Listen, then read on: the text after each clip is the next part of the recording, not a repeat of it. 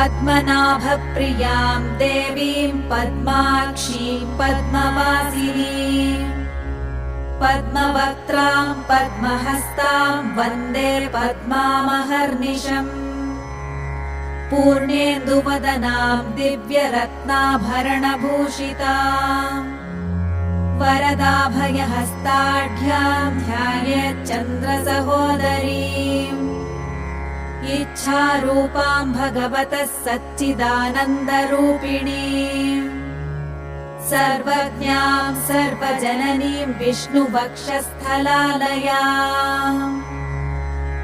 दयालुमनिशं ध्यायेत् सुखसिद्धिस्वरूपिणीम्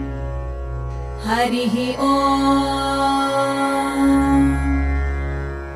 नित्यागतानन्त नित्यानन्दिनी जनरञ्जनी